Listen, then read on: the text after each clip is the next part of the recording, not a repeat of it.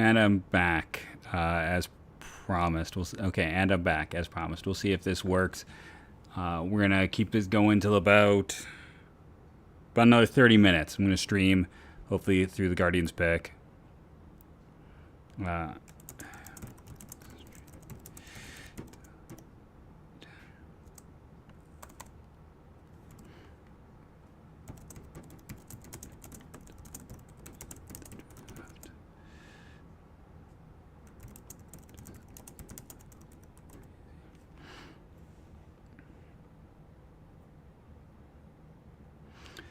Okay, just send it out so people have information.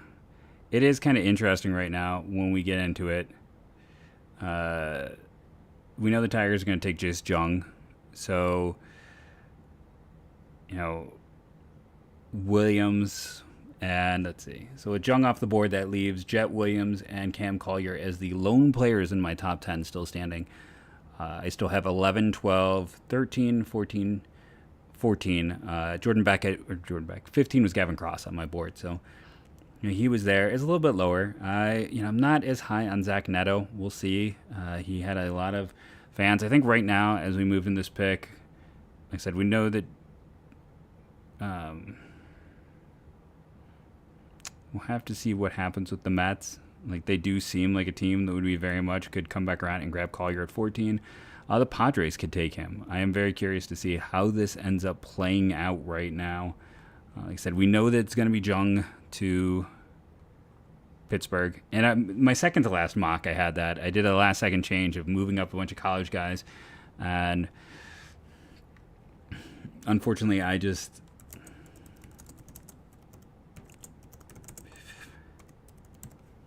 know. I think the teams. Like I said, I think most people are tuning in end up being Guardians fans just because that is the podcast I host. Hopefully, this got sent out. So, the thing is, both teams picking in front of them in these next two picks are teams that I could see going prep talent. So, I have a hard time seeing Collier get past the Padres. Let me just put that down there. He seems very much a Padres type of player, but... I'm not the biggest Neto fan, so we'll have to see what happens here.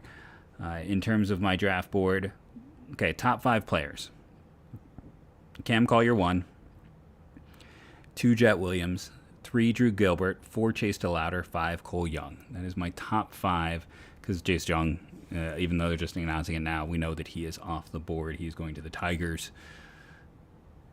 While I was away on the in-between time, Gabriel Hughes.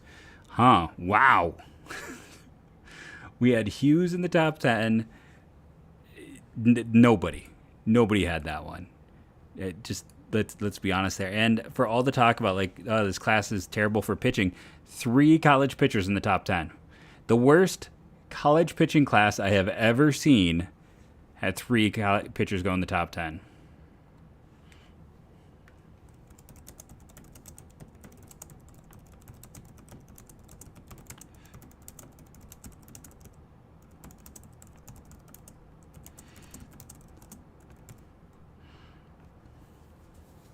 I don't know what that says about this class. Hughes is interesting because, he's Gonzaga counts as a smaller school guy. On top of that, he's young for the class. He was very productive. You're betting on more for him. And if you're thinking he can be successful in Colorado, I understand racing to get a pitcher you think can be successful there. That is a hard needle to thread. Gavin Cross just wasn't my guy. I'm lower on him than the field. I discussed that earlier. I think it's a limited profile. And, college outfielders have been a very risky selection group. Let's see. And then Kevin, Parada to the Mets. I mean, how do you not love that pick? I think he can stick at catcher. I don't think he's going to be great, but I think he can play there. And then he's going to hit for power. And let's say he moved off the position. It plays. He plays. He'll be fine. So I think... the Mets are going to be one of those teams you can't help but love, but it's not going to be my favorite pick in the draft because honestly, at this point in time, whoever gets Cam Collier is going to have my favorite pick in this draft, just where I viewed him as a kid who was a 17-year-old playing against 20-year-old, full-grown adults and playing as well as he did. if he had lit up the Cape, he hadn't done that, and I wonder if like the Cape ended up hurting his value because, is the Elite Wood Bat League, and do people take a very small sample size and ding him for it? I don't know, but he until that time had been just a force of nature, and as a kid, he was supposed to be a junior. So I still think Collier is a very valuable player at this point in time. It's interesting. Let's see. We are now 12 picks in. And let's see. 1, 2. And just 4 high school players. 8 college players. It's been a very college-heavy draft. Everyone's going college. We'll see. I mean, this is going to push down all the pitching. The prep arms, which is actually the depth of the class.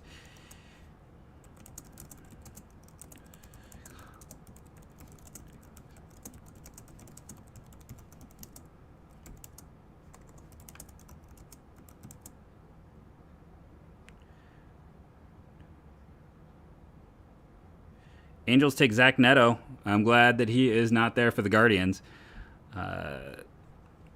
I just listen. He does a lot of things very well. I think he's a chance to be a good player.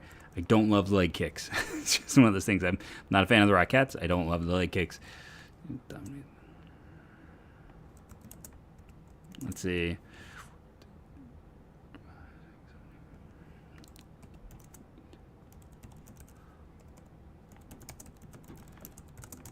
Listen, Neto was rumored to be going 4 earlier in the day. Maybe a bit of a disappointment, but the Angels, it's a pick that makes sense. He's performed well on the Cape. He performed well. Yes, he's a small school guy, but he's performed at multiple stops. And it's not, it's an average pick here. Yeah, I was lower. He's the 3rd lowest player on my board to have been selected so far. After Hughes, 4th lowest. After Hughes, Horton, and Rocker. And when I look at it, I just kind of look at this as it was someone I didn't want the Guardians to draft, if I'm being honest. I'm just not as high on the profile, the ceiling, what he's going to be, and he's such a Guardians type that I'm kind of glad. And hey, the Angels stopped drafted pitchers, right? The Angels did not get pitchers.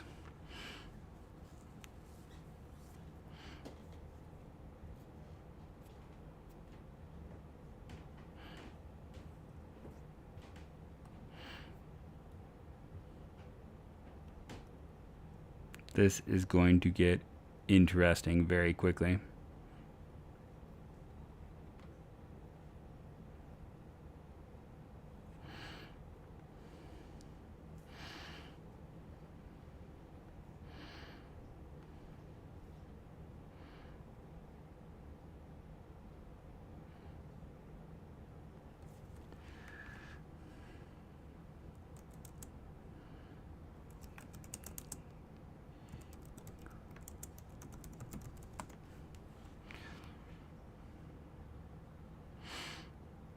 So yeah, hey, Cam Collier's still sliding. I am very, I don't know. Let's see. Like I said, this is where it gets interesting because the Mets and the Padres both seem like good fits. We'll see who comes off the board with these 2 selections. It's been an interesting draft for sure. I think we all knew there'd be craziness. There would be someone to slide. There would be someone to fall. This happens every year. It's why if you look through the Twitter, you can literally see me saying, hey, if I'm going to pick someone who could slide, I called Collier because he's not going to be, he doesn't have the superstar ceiling.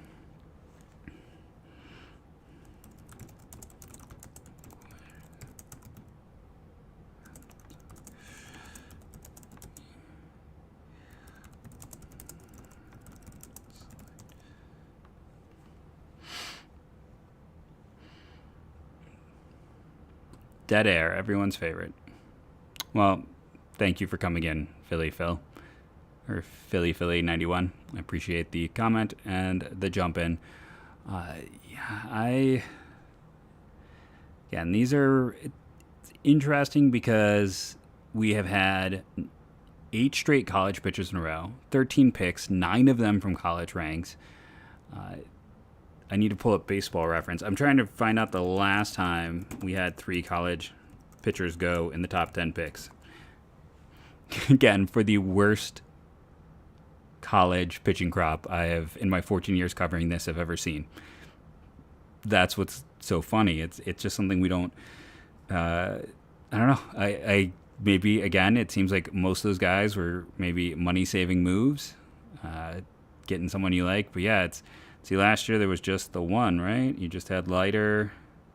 No, Bachman. Well, I guess last year you technically had 3 as well because Bachman and Rocker. So maybe it's more common, but it almost didn't happen. So we'll have to pay attention and see what's up. Thank you, Hi, for coming in and talking in chat and being positive. Okay, let's just anyone who's positive, I'll take it. Thank you, Hi. Jacob Owens, Jett wouldn't be mad at Lesko or Berea. Yeah, I mean Jett or Collier would be the guys if they get through. Those are the guys who really stand out. Those are the last of my top 10 in this class.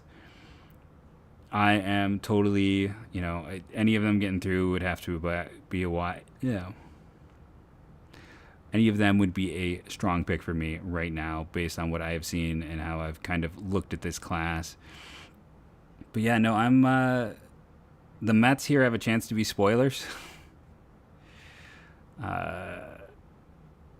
Jett Williams could be off the board, though, one of my favorites. We'll have to see.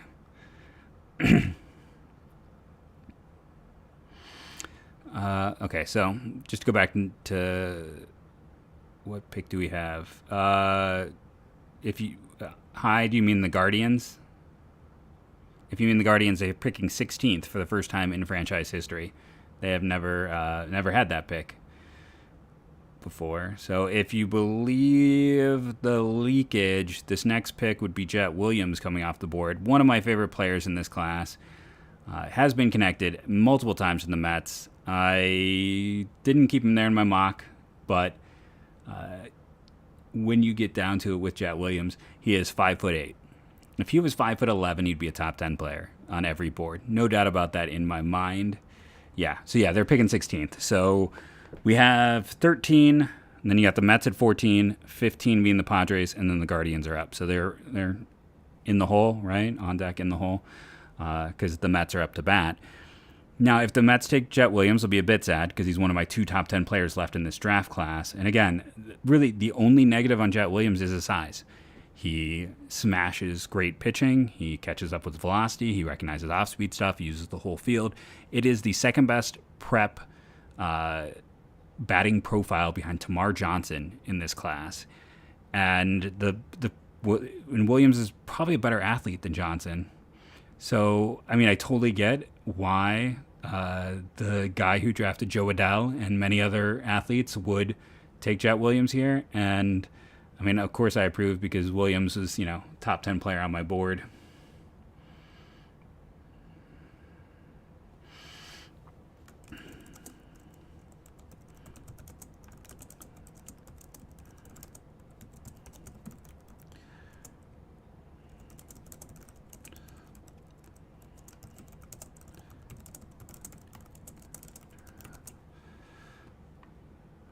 That's 2 top 10 players in this class for me. Like I said, in Williams, if he was...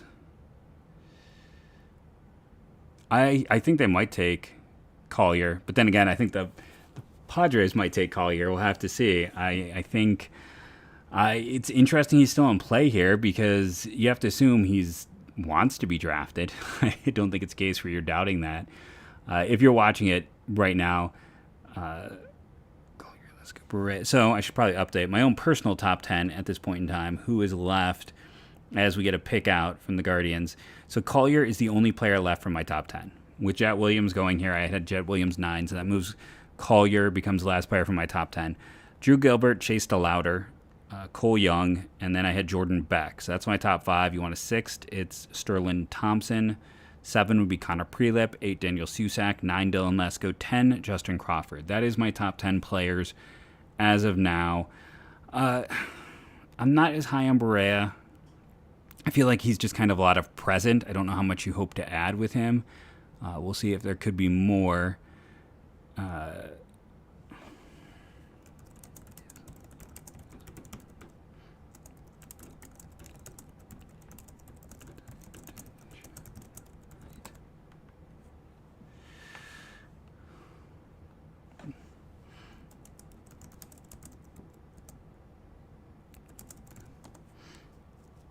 so yeah, no, I think the Mets are just crushing it.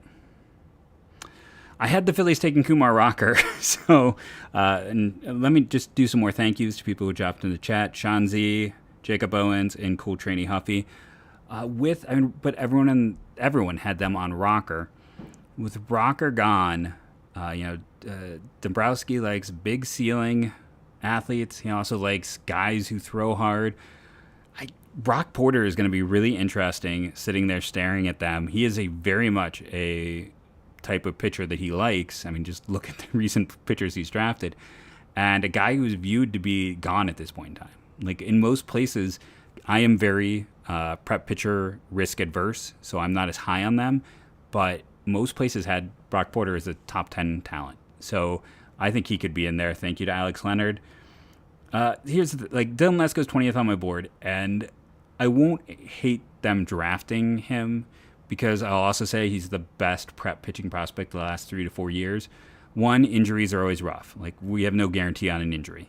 Two, prep pitchers are risky, and I'm the low man when it comes to prep arms, but I totally get it. Like, he is a better ceiling than anyone in last year's class, and I would argue than anyone in the 2020 class. Like, he is the best prep pitcher of the last 3 years. So I am always more nervous with prep pitchers. I'm not going to do backflips if it's Lesko, but I also wouldn't have an issue with the pick, if that makes sense. So let's see. We'll see if we have a leak yet on who the next overall pick is. But yeah, it's going to be fun. Really interesting. Joe Doyle, by the way, great follow, good guy, definitely connected to the league. So the Padres are taking Lesko. He has been out in front of most of these. Padres are not great at pitching development. We'll see if Ruben Niebla can help change that. But here's what Lesko is. Lesko is a heck of a trade asset for them.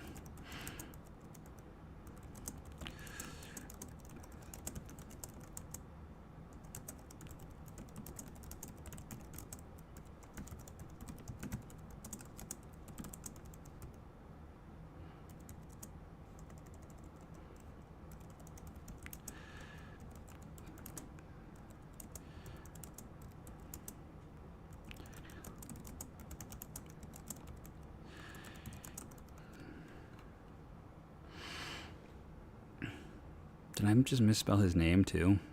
So yeah, going through.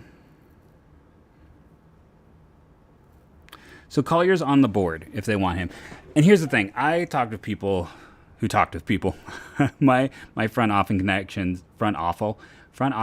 are not what they used to be, if I'm being perfectly honest. But talking to people, the thought was that they were waiting to see who fell. That they were kind of in predator pounce mode. So I think that they can afford him. I think they can move things around. Now, they had been connected to a lot of lower money players, but Collier is sitting there. So we'll have to see. But yeah, I'm hoping. And again, if anyone thinks that I'm too braggadocious, I occasionally hear that.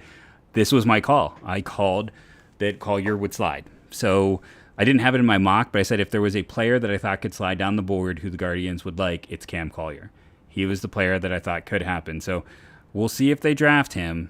This could be interesting. But I did call this beforehand, so I'm going to take that second, pat myself on the back, have some fun with it.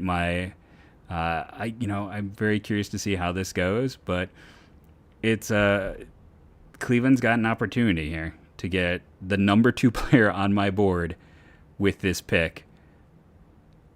I'm going to be sad if it's not Collier right now. If it is not Cam Collier, I am going to be I'm going to be sad Guardians fan. Yeah. It has to. Now, let's see. That's weird. MLB's list doesn't have Cam Collier showing up on it right now, does it? Or did they super low? No, they just don't have him listed. Oh, it's best available pitchers. That explains that.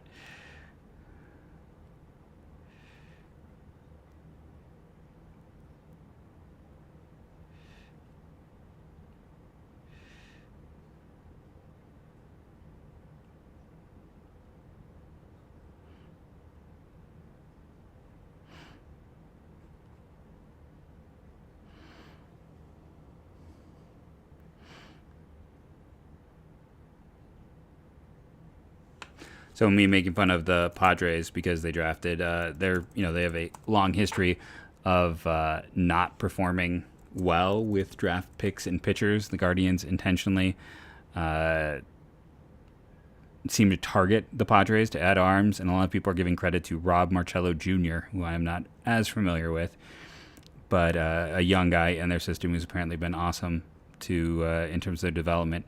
So we'll see. I think it's a fine selection by the Padres, and if you are a team that how should I phrase this? You're getting a really interesting pitcher who also could be a fantastic trade asset. Like if you want them to be the guy, uh, if you, like he's going to be a player that they could easily trade.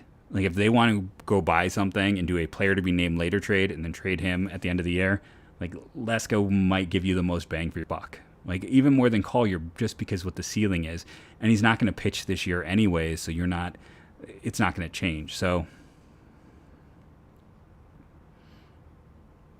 like the video guys. So yeah, we'll have to see. I mean, Collier is a guy. What he has done at his level has just been awesome. So hopefully the Guardians don't go underslot here and go get the last of the top 10 talents. The view always was that they were going to lie in wait. Well, someone went.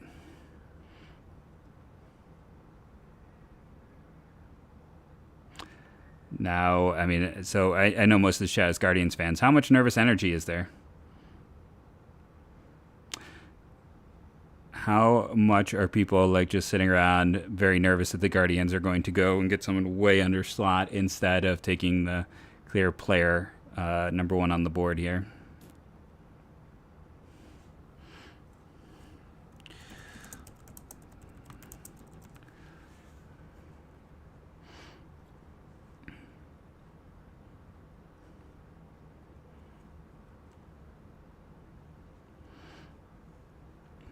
Slow internet.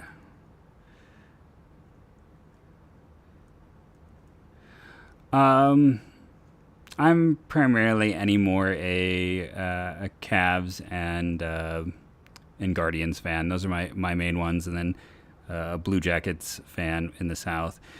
No Cam Collier. It's Chase DeLauter, who I did have multiple times mocked to them throughout the process.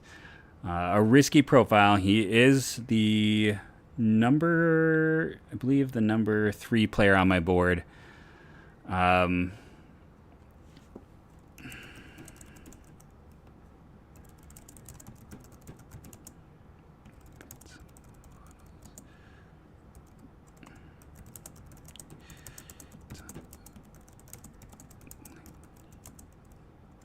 here's the thing with Chase DeLauter. He was talked about as potentially a 1-1 candidate before the year began. Big tools, big kid, was absolutely awesome last year. Again, in the Cape. And the Guardians have taken those guys, and if you go back and listen to when I did a podcast with Lindsay of the Locked On Prospects, I mocked Chase DeLauter. DeLauter has always been in the picture for the Guardians. Like, he is that guy who's kind of hanging out in the background. He is still 20 years old. He played at James Madison. The Guardians have actually drafted quite a few guys from James Madison over the years. He is big, he is strong, he is fast. He's a 5-tool talent, one of the best athletes in this entire class. Just hasn't played a lot. Kept getting hurt. Hurt his knee this year, I believe. Was it a broken knee? I'm trying to remember. So he's a small school guy. He is a great athlete. He did not look good. One of the big things that kind of dinged him this year was when he faced Florida State. He got obliterated by the crafty lefties, Bryce Hubbard and Parker Messick. But then at the same time, it's like almost everyone has a hard time with left-handed pitching like that. Like that's not an uncommon thing, and to have that completely ding him is a little bit unfair. This year, in just 87 games, he had 8 home runs, a 437 average, a 576 on base, and he walked more than he struck out.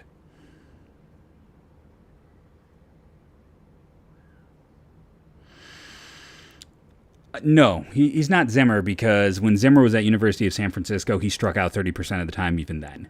So that's the thing we kind of missed, and I say we, myself included, is back in the day when you're looking at the cost of, when you're looking at players, we didn't look at strikeout percentages enough. Like Bradley Zimmer was striking out a lot at a small school. He does have some similar tools, but he definitely has a stronger eye at the plate. But there is some Bradley Zimmer in the profile. I won't lie to you. But I mean, then you're also hoping the ceiling is also potential middle of the order bat playing center field. I know it's not who people wanted. It's not necessarily who I wanted, even though, again, he was the number 3 player on my board at this point in time. But here's what we know about the Guardians. The Guardians value the Cape performance a lot. You can go and look at some of the players they've taken in recent years. Like I said, I talked about this on other podcasts. Hunter Gaddis was a guy who was great in the Cape and actually didn't have a good draft year. And Chase DeLauter had a very good draft year. He was just bad against Florida State.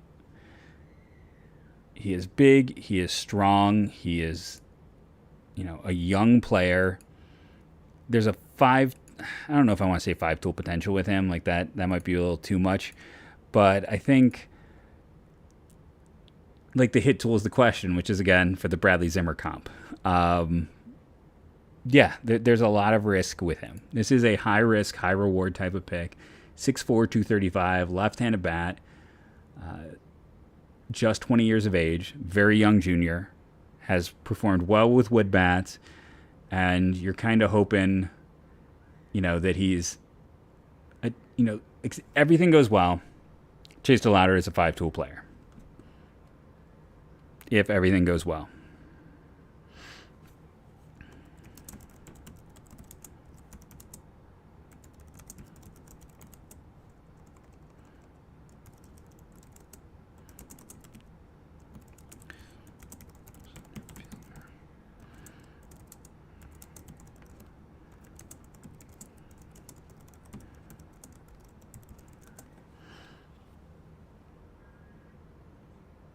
It is kind of interesting, though, that I don't know what's going to go on with Collier unless he's got some kind of deal.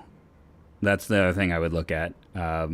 Potentially, a player like him, he might be telling people he's not going to sign, and he might have a deal somewhere else. Someone might be floating him. So I'm curious to see, if a team like Atlanta that made that pick has the ability to go get him, because it's interesting to see what is going to happen here in terms of the ceiling, the profile, and what he's going to do. Because I think, like I said, I don't see him going to school, so I assume this makes me think there's some kind of deal worked out for Cam Collier.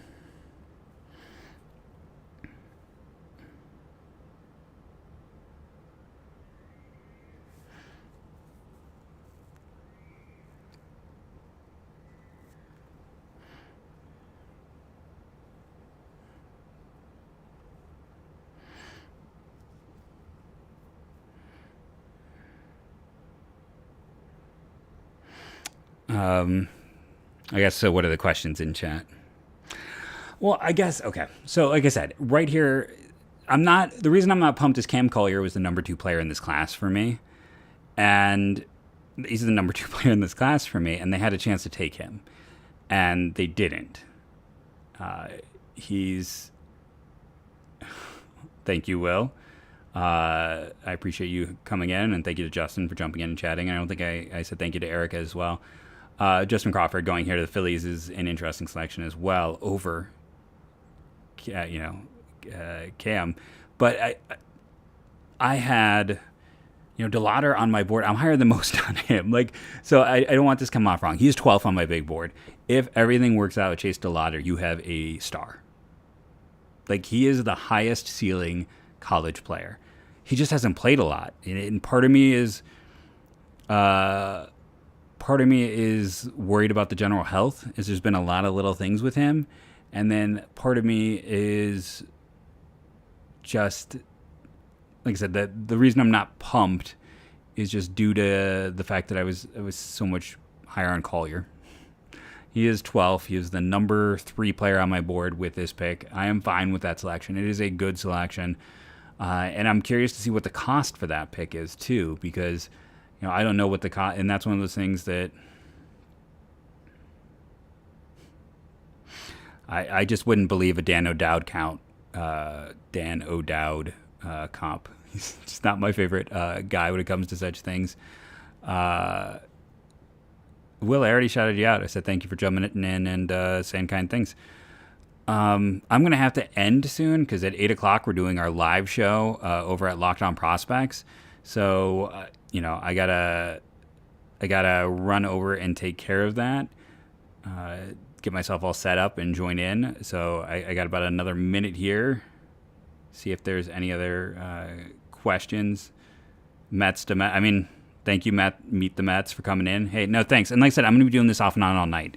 So going to be doing a live one on the MLB Prospect Show. So if you still want to listen to me, just go over. I don't think you're moving to first. He's such a good athlete. He's going to stay in the outfield, Dustin. Thank you for jumping in and asking. And Mets, you should be 2 thumbs up. It's been a fantastic draft. I agree, Andrew. DeLauter is a good pick. If I'm down, it's just I really want a Collier. That's all it is. It's nothing about DeLauter. It's all about Collier. DeLauter's a good pick. And then the thing I never know, the information I always lack, is what the signing demands are.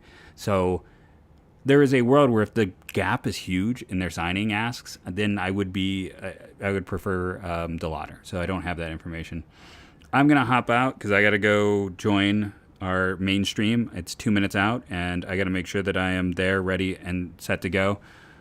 Thank you, Justin, for hopping in. And again, I'm going to, from 9 to 10, I'm going to be in Locked On Prospects with Lindsay. I agree. He's got an MVP type of ceiling. So you can go join me over at Locked On Prospects. And then when that is done, I'm going to hop back in.